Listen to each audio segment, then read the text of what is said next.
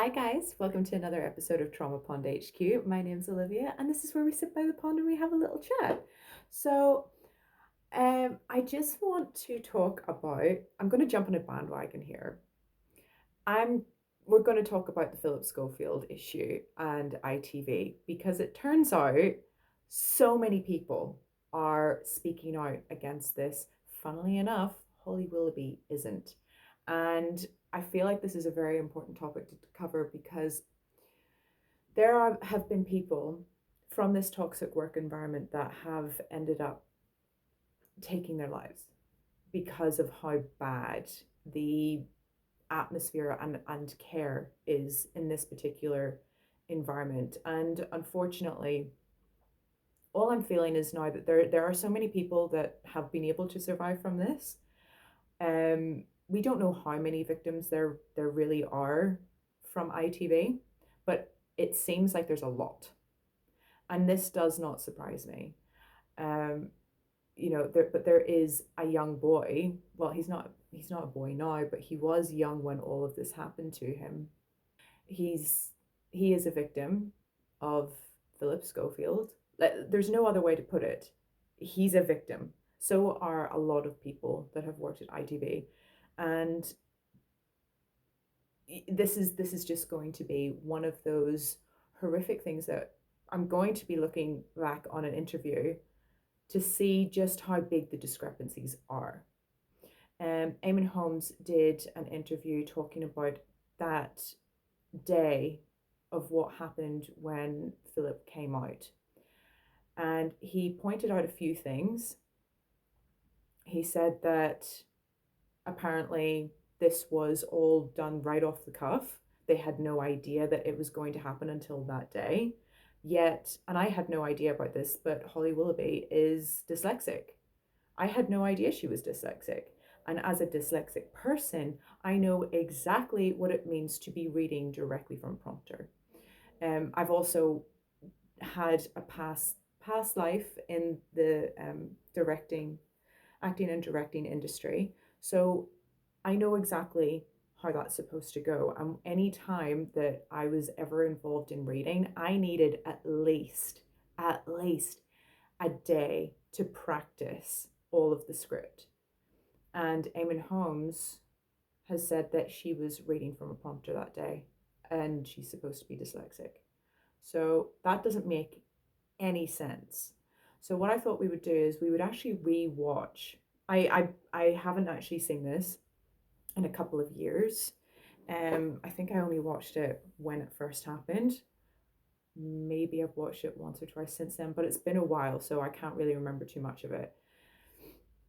But I thought we would watch the interview again and see, with the things that we know now, can we pick up like what has actually gone on here? I really do highly recommend that people watch Eamonn talk about Phillip Schofield and ITV and the culture of toxicity within that industry, or at least at the very least with that network. It's not surprising, and it seems that they are all starting to drop like flies. BBC is being called out. ITV is now being called out. This is not unusual. I have worked in many toxic environments. I think possibly the worst one was the car industry. No surprise there. That's just full of narcissists. So this is something that really has to be spoken about. I actually really like Eamonn Holmes. I met him once in Belfast. He probably wouldn't remember me at all, but I met him once. Gosh, were we at the Merchant Hotel, I think? Lovely man, really lovely. He's actually really genuinely nice. And I would wholeheartedly believe anything he says because he is actually a very nice person. And his wife Ruth is just beautiful. I haven't met her, but she just comes across as such a beautiful way. So the two of them seem like a really genuine couple. But then again, we said that about Holly and Phil. The other thing about this whole scenario, I am very, very, I don't know what to think actually. of Holly Willoughby. It's upsetting to know that she is just like him. And the fact that of everything what Eamonn has said about this particular incident, especially of the interview that we're going to watch, she's known about this for a long time. I would not be surprised if she was actually the enabler. Wouldn't be surprised, because how the hell has he gotten away with it for so long? They've come across as being the best of friends for the last God knows how many years. They constantly laugh and joke and get on, and it's only just been ever since all of this stuff is coming out that her body language has changed dramatically. It's huge. So I feel a bit sick about all of this, but I only feel sick about the fact that there are people that are injured from this. Injury does not have to be physical. Injury is psychological and emotional. So there are a lot of victims here, and this is just one of the things that we're going to have a look back on and see if we can find what's going on here. So let's see. Thank you, Eamonn and Ruth. So you may have just seen on social just now that Phillip has put out a statement about something very, very personal to him. I have never been more proud of my friend than I am today. We're going to do this together. In a moment, he wants to talk here to you to explain a little more. If you haven't seen the statement, this is what it said. You never know what is going on in someone's seemingly perfect life, what issues they are struggling with, or the state of their well-being. And so you won't know that what has been consuming me for the last few years. With the strength and support of my wife and my daughters, I've been coming to terms with the fact that I am gay. This is something that has caused many heartbreaking conversations at home. I've been married to Steph for nearly 27 years, and we have two beautiful grown-up daughters, Molly and Ruby. My family have held me so close. They have tried to cheer me up, to smother me with kindness and love, despite their own confusion. Yet still, I can't sleep, and there have been some very dark moments. My inner conflict contrasts with the outside world that has changed so much for the better. Today, quite rightly, being gay is a reason to celebrate and to be proud. Yes, I'm feeling pain and confusion, but that comes only from the hurt that I'm causing to my family. Steph has been incredible. I love her so much. She is the kindest soul I've ever met. My girls have been astonishing in their love, hugs, and encouraging words of comfort. Both mine and Steph's entire families have stunned me with their love, instant acceptance, and support. Of course, they are worried about Steph, but I know that they will scoop us both up.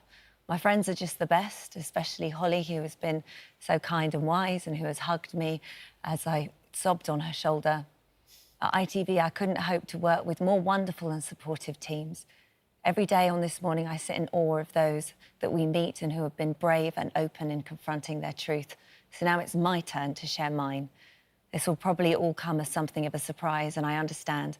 But only by facing this, by being honest, can I hope to find peace in my mind and a way forward. Please be kind, especially to my family. Phillip. So. She's dyslexic? Really? Okay, look. There are different levels of dyslexia, definitely.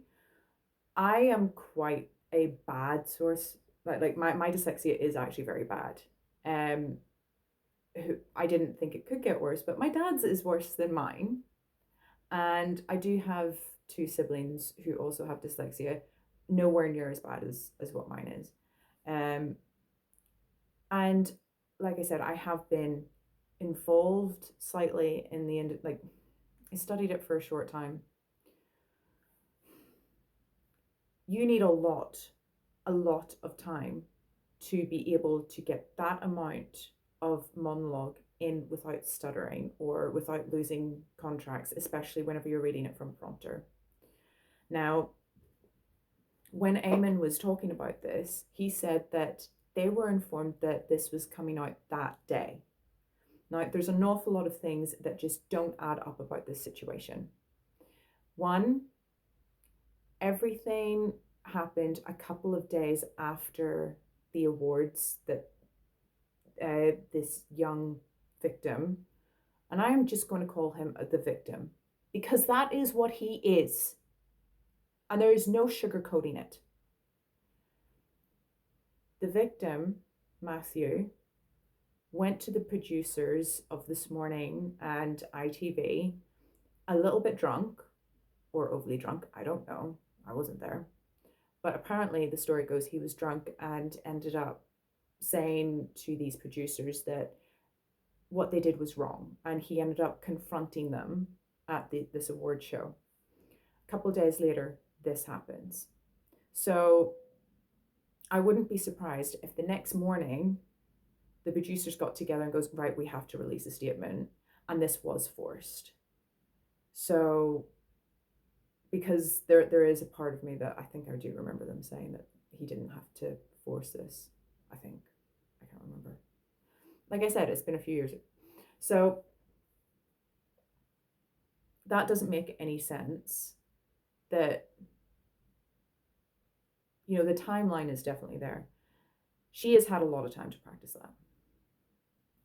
I'm putting it out now. There is no two ways. She has had a lot of time to practice that if she's dyslexic. Now, everybody does have a different level of dyslexia. Like I said, if she has the same level of dyslexia as my sister does, then, you know, she probably would need, I don't know, reckon about 24 hours minimum. And that's a lot of practice.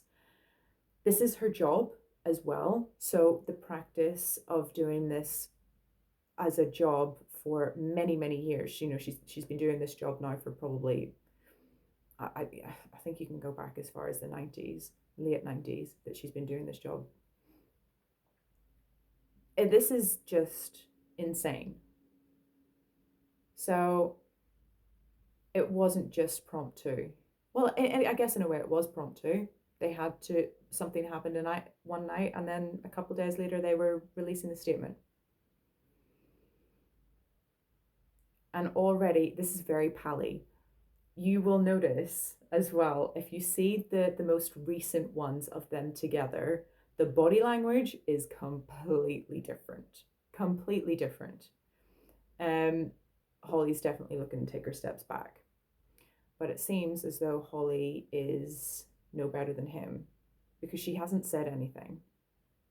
And maybe it's because they were friends. Maybe it's we don't know. They can be, but it's just a little bit sus.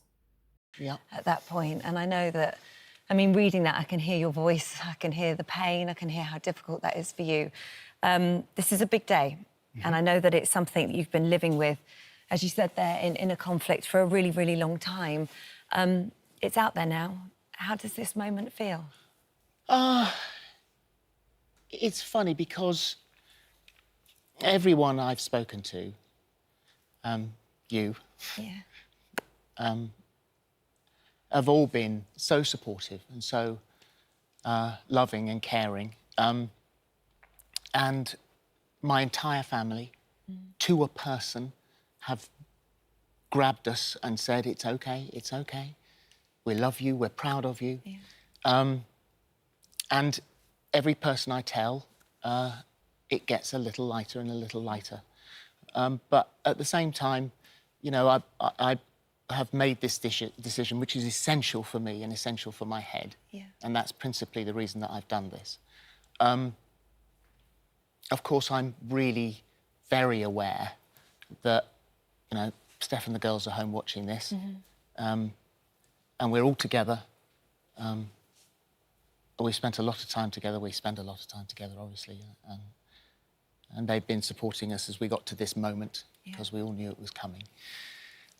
So, yeah, I mean, I feel a little lighter. Yeah. But I also am very, very aware of, you know, that there's no question that it causes pain and it causes upset.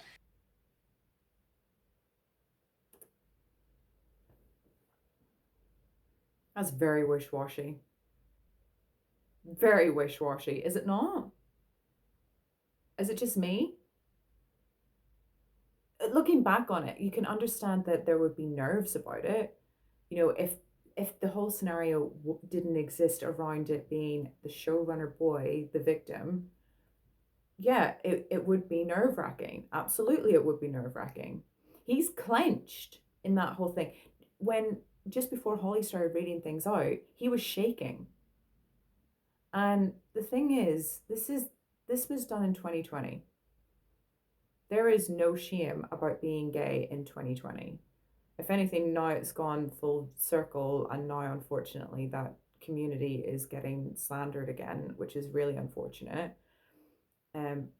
But there is no reason to be that level of shaky unless there is something going on. So clearly, yeah, it makes more sense for his body language to be so nervous and to be so shaky and to be wish-washy. It makes more sense now. And they're saying that they're making out that they've known about this for a really long time. And Holly's making out that she's known about this for a really long time. Like longer than just a couple of days. Been very open and honest with Steph all the way through this. Yeah, I have no secrets. We've never had any secrets. And so how is she coping? Yeah, it's tough. I mean, it is tough, but this is not something that's happened quickly. I've had to deal with this in my head for quite some time. And so, we've gone through this together. And we've been honest and we've been open. And Steph, as I said, I can't write in any statement what I feel about that woman. I know. She is amazing. She is amazing. Yeah. She's incredible. I've never in my life, there is no one in my life who would have supported me the way, as a wife, as the way she supported me. She's astonishing, literally astonishing. I guess there'll be people watching this that think, why now? Why is this the moment? And it's a good question. The thing is that you know this has been bothering me for a very long time. Yeah. And I think everybody does these things at their own speed, at their own time, when they feel the time is right. And there's no question that it has, in recent times, consumed my head. Yeah. And has become an issue in my head. And so I got to the stage where I thought, we sit here every day, and I'm over there, and some amazingly brave, incredible person is sitting here, and I'm listening to their story and thinking, oh my God, you're so brave, oh my God, you're so brave. And I'm thinking, I have to be that person. Yeah. I have to be that person. Is he trying to martyr himself?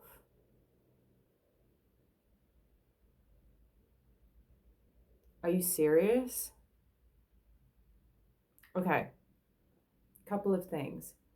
How long has she known? This is why she's not speaking. This is why she hasn't said a damn thing. She's known for a very long time. She's known a really long time. She was probably part of the cover-up. She might have even been the one to suggest, oh, send him over to Loose Women. No idea. But if that's what it is, and she said, like, he said, you've known for a long time. And she goes, yeah. How long is a long time? A long time is not a couple of days. A long time, especially in the course of someone being homosexual, that's your whole life. So how long have you known? And how long have you known that he's been doing something behind his wife's back? Everyone gets caught. And now you're trying to martyr yourself.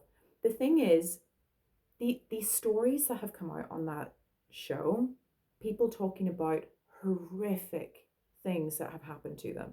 Like anything to do with murder to, we'll say the word grape. The amount of things that have happened that have been spoken about on that sofa, on this show, and he is trying to compare himself to them for just coming out in 2020.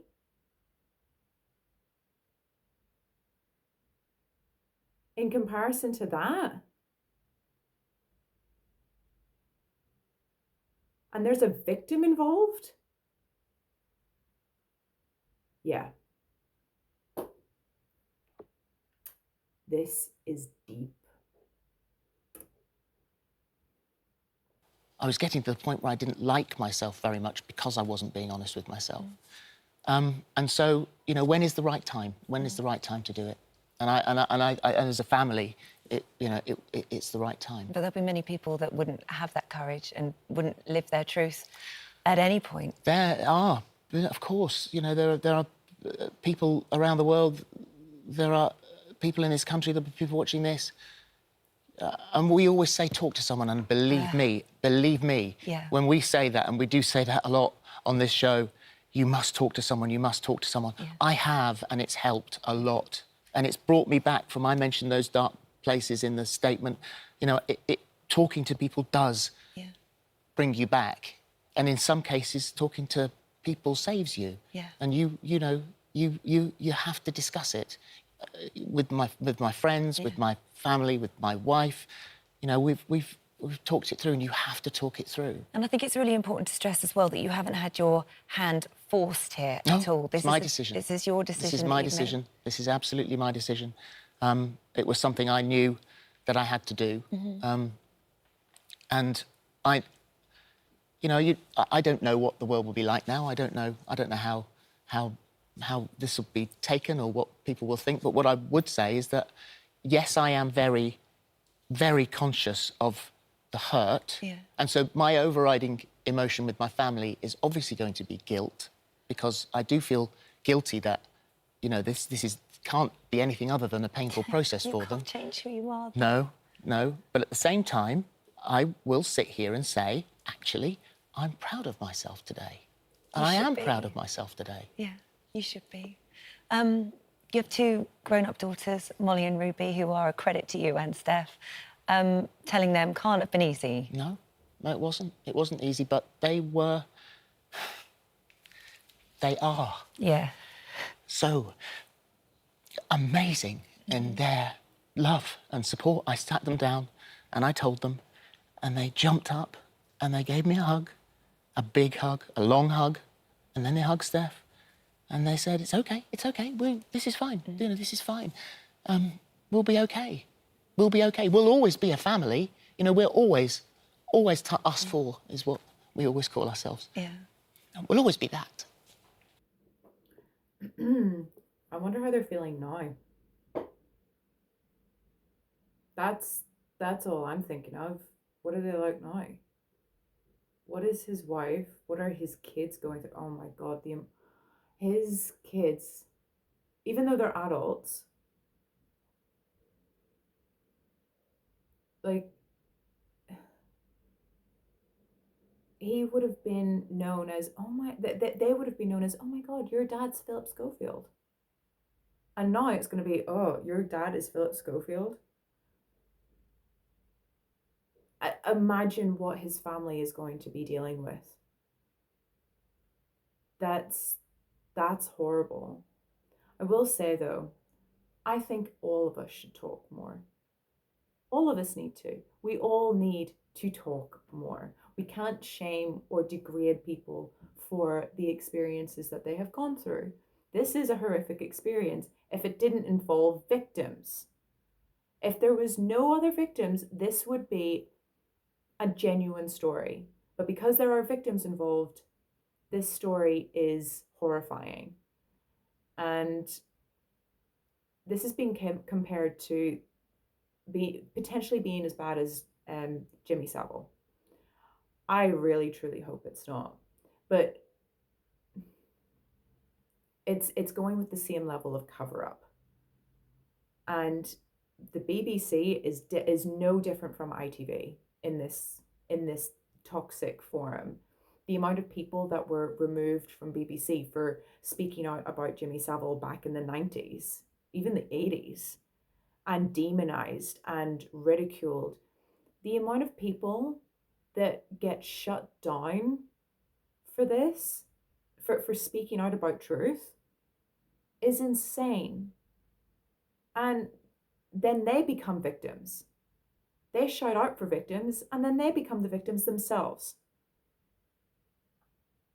And part of me wants to just say, stop doing it. Just stop demonizing the people that tell the truth. I know what it's like to have to be the person that tells the truth. And it's not fun. Being the truth teller is the hardest thing in the world to do. The hardest thing in the world. Believe me, I know. I have been ostracized from my own family for being the truth teller. I have been ostracized from works. Like my old job. I was the ostracized one for telling the truth. When you go against the Golden Goose, you are done. All because you know what they're doing is wrong. And in all honesty, ITV, I hope it suffers massively. And that's not fair on the people that work there, but I hope it goes down the toilet. And unfortunately, that's not going to happen, because look at what we're doing. God's sake. Feel the relief from you. You don't know what the future's going to look like. I just wanted to sort of ask you about how are you looking forward to it? I mean, are you thinking about, you know, what that might be? Can you even let your head go to future relationships and somebody new coming into your life? No, I don't think so. No, I'm not thinking there. I'm doing each day at a time now. Yeah. And this is always been a slow process. And there's no fast process after this. Yeah. This was the big day. And this was the day that I knew that everything was pointing towards, and I could not have done it if it hadn't been you. So afterwards, I don't know, but no, there's no one. I'm not rushing out to anybody. Well, whatever happens in the future, I'll be sat by your side, either here. In fact, come and sit here now, where you should be, because it feels too weird. And I'll be by your side forever. Thank you, my darling, so much. Ever and ever. And we need you as well. We need you. We're all part of this family. Our family are here. Eamonn and Ruth, come in. Thank you, sweetheart. Thank you. Thank you.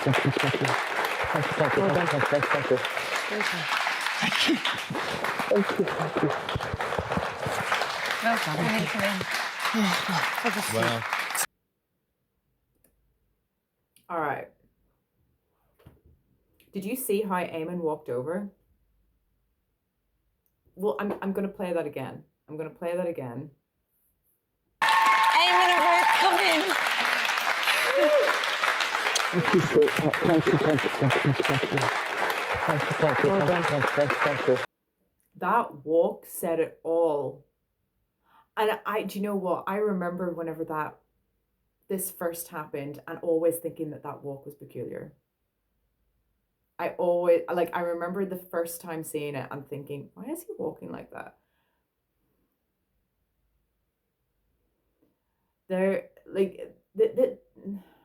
I didn't ever think that Holly Willoughby would have been this kind of character, but I've always had something about Phil. I could say this about a lot of people in Hollywood. There's a lot of people in Hollywood I would be like, really? Are you shocked by that? Like, there are so many Hollywood people, even people in the industry here in Australia, like Koshi. I've never understood why anybody would like that. Why he is a morning person, why he is on TV all the time. There's something not right with him either. And I do believe there was something about him, like there were accusations about him not that long ago. And again, media has brushed it under the carpet. So what is happening? What is going on here? Why are we ignoring our gut instinct? There's something not right with this. And well, now we've had, it's kind of interesting that they were saying, oh, are you worried about the future? Well, fast forward 3 years, that didn't last very long. All the truth is coming out. And wow, it is a major snowball effect. And it shows just how much people really can't be trusted in media. Or in any potential like environment, like working environments, there is always a risk of heavy toxicity. But the side effects of toxic environments are huge. If you wouldn't drink poison, why would you stay around breathing it in? Dr. Ramani Devosla has a great saying: narcissism is the secondhand smoke of mental health. Never has that been more true than this as an example. And I guarantee the amount of people that are in a horrific work environment right now are experiencing the exact same thing everyone at ITV has experienced. And you know what? We need to talk about it more. So, I don't know. I could share my entire stories of working in the car industry. It's not fair on the victims. It's not fair on the victims. Like, clearly, there was something I thought of about this person, and something never really truly sat right with me, but the fact that I didn't pick up on it from Holly Willoughby. And clearly she is just like him, because she is willing to drop him like a hacky sack. And apparently she's all pally with another presenter on that show, Alison Hammond. And apparently that's only just been over the last a couple of months or a year that they've been friendly now, and they've been working together for what, 13 years or something like that, I think Eamonn Holmes said. That's an odd one.